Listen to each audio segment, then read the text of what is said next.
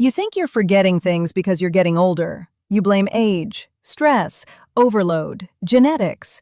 But what if none of that is the real reason? Some of the greatest minds in history actually struggled with memory more than you think.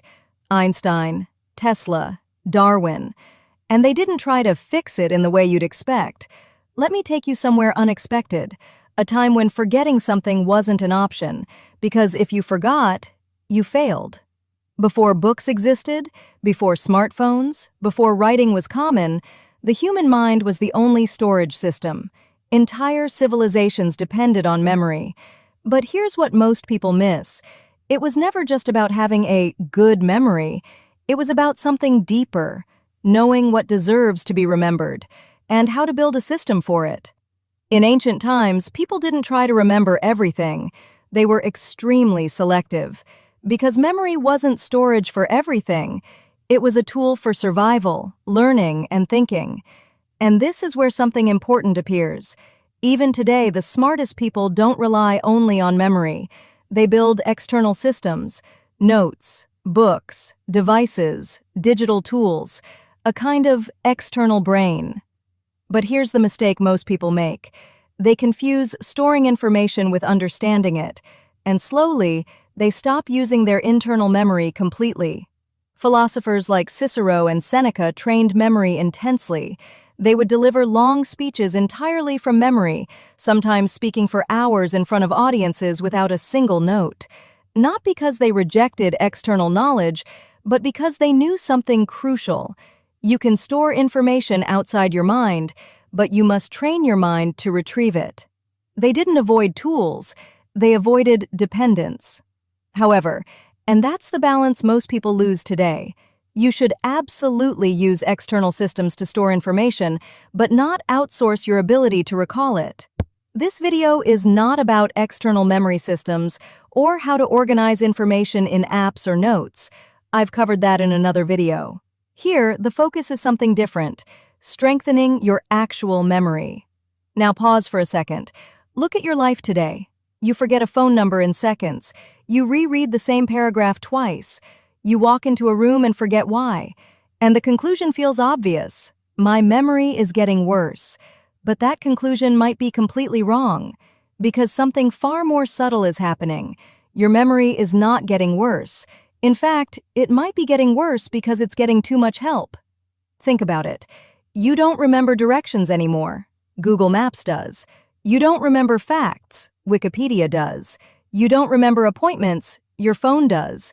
You don't even try to hold ideas in your mind anymore because notes apps do it for you. So your brain adapts, quietly, without asking permission. It learns a new rule. If I don't need to store it, I won't.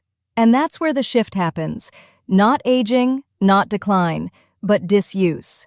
Rereading something doesn't improve memory. It actually creates the illusion of learning. Now let me show you something extreme.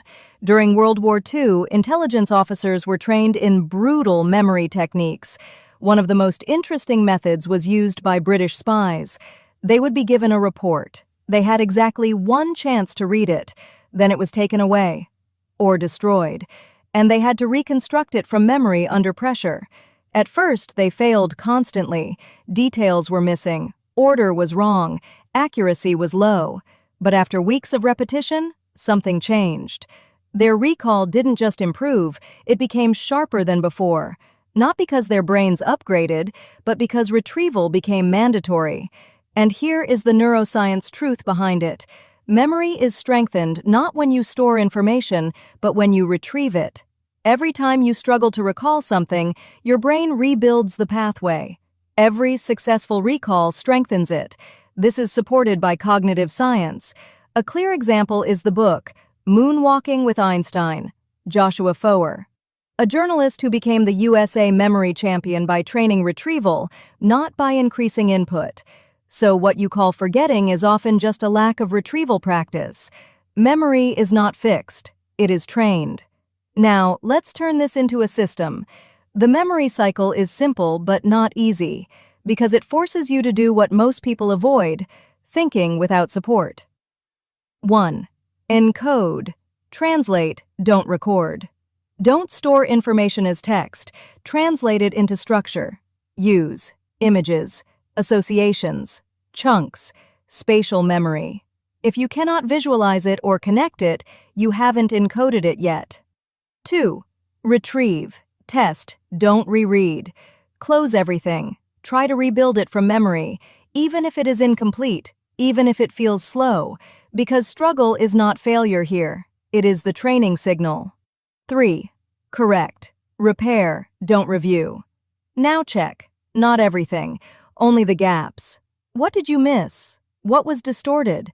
Fix only that. This is where memory becomes precise. 4. Repeat. Iteration is the system. This is the key most people miss. You don't repeat information, you repeat the process with correction. Encode to retrieve, to correct to encode again. But each cycle is not the same. It is rebuilt based on previous errors. That is iteration, repetition with refinement. Each loop improves the system. Encoding becomes clearer. Retrieval becomes stronger. Errors become feedback. Memory becomes more stable. This is how memory is built, not by repetition, but by iteration. And if you look back at those intelligence officers, nothing magical happened. They didn't become smarter. They were simply forced into repetition of retrieval under pressure, and that changed everything. So the real question is not whether you have a good memory, but whether you have ever trained it under pressure without help.